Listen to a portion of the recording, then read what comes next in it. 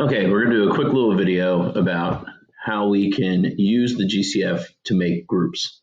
And what you're going to find is that this video is very closely related to the work that you did yesterday when you had to change a sum into the product of the GCF and another sum. So let's figure out what we're doing here. The GCF can be used in word problems that ask you to make groups of two items so that each group has the same amount of the items in them. So that sounds a little vague and confusing, but we're going to clear it up with a couple of examples. So a jewelry maker will use 24 jade beads and 30 teak beads to make necklaces. Each necklace will have the same number of jade beads and teak beads.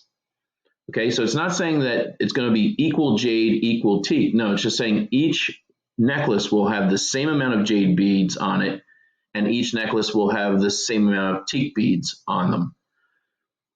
So the question is, what is the greatest number of necklaces she can make? And then the second question is, how many beads of each type are on each necklace? So this is where we're going to be looking for the GCF, because the GCF will represent the most necklaces that the jeweler can make. Okay, so the jewelry maker has 24 beads that are jade, and she has 30 beads that are teak. So we're going to make our factor lists so that we can find out what the GCF is. So remember, we're going to use rainbow method. So what is the factor list for 24? Well, we start off with 1 times 24, 2 times 12, 3 times 8, and 4 times 6. Didn't really have the room to fit in there, so I just went underneath. So I'm going to slide my 30 down a little bit so I got more room for it. Okay, so the factors of 30, I'm going to start off with 1 times 30, 2 times 15, 3 times 10, and 5 times 6. Okay, so let's look at what we have in common here. Well, we have a 1, we have a 2, we have a 3, we have a 6, and that looks like that's all that we have in common, because 8 doesn't match, 10 doesn't match, 12, 15, 24, 30, they don't match. So if I look at my numbers that are matching, 1, 2, 3, and 6, the greatest common factor is how much? That's right, 6. So if you remember from yesterday, if I take away these circles here, if we go back to our factor lists, we can figure out, oh, I forgot first, let's write the GCF down here. Notice that it's color-coded. Red goes to red. So again, yesterday we learned that if we go back to our GCF inside of our factor list, we can follow the rainbow back to see what it connects to.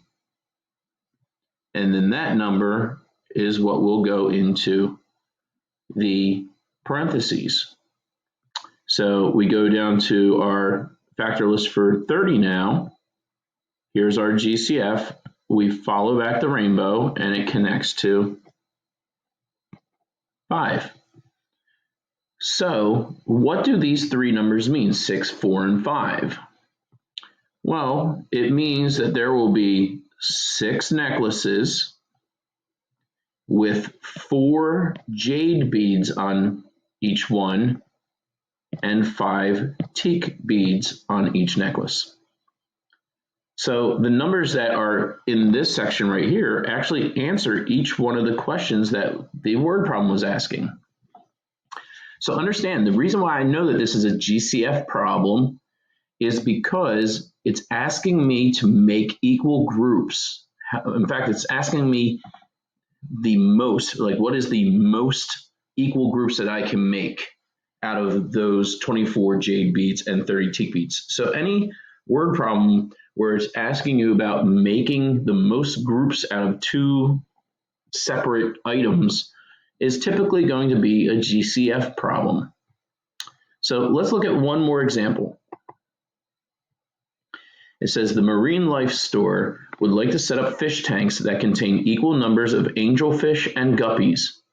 What is the greatest number of tanks that can be set up if the store has 15 angelfish and 35 guppies? How many of each fish will be in the tanks? So again, right here are the words that, I didn't mean to do that. Right here are the words that tell me that this is a GCF problem. What is the greatest number of tanks? Where tanks is the group of fish. We're putting the fish in groups inside these tanks. So that's how I know this is going to be a greatest common factor problem. So again, the same way that we did the last problem, I'm going to color coordinate a little more. Okay, 15 is going to be 1 times 15 and 3 times 5. 35 is going to be 1 times 35 and 5 times 7. So if we look at what's in common here, we have a 1 and we have a 5.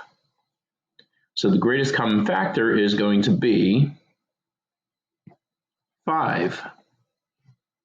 And the GCF we always put outside of the parentheses. So if I move these away, I can now go back into my factor list, find my GCF, which is right here, and follow its rainbow back to get the number that's going to go into the parentheses. Again, find my GCF inside my factor list, follow the rainbow, this time forward, to find out what it connects with. So that means that there are going to be 5 tanks, because the GCF is always the name of the groups, with 3 angelfish, because the angelfish came from 15 angelfish, which is the list right here, and 7 guppies in each tank. So just imagine, it means that you're going to have each tank with 10 fish in there, 3 of them being angelfish and 7 of them being guppies. And all 3 of those numbers come from right here. The GCF is the number of tanks. The 3 right here is the number of angelfish in each tank. And the 7 right here is the number of guppies in each tank. And remember, we found them by looking at the GCF and following the rainbow to the factor that the GCF connects with. If that gives you trouble, this idea here, you can also get those numbers inside the parentheses by taking the numbers that we're making the list for and dividing them by the GCF. So if this number list is for 15, I can take 15 and divide it by the GCF, and that gets me that 3 also. That goes into the parentheses. If this number list is 35, we take 35 divided by the GCF, which was 5, and that gives me the 7 that's inside the parentheses also. So there's 2 ways of finding those numbers that are inside the parentheses. So whichever way you're more comfortable with, that's the way that you do it. Okay, so I hope that this helped. Good luck with the work. Bring any questions that you have to our Google Meets. Have a good day.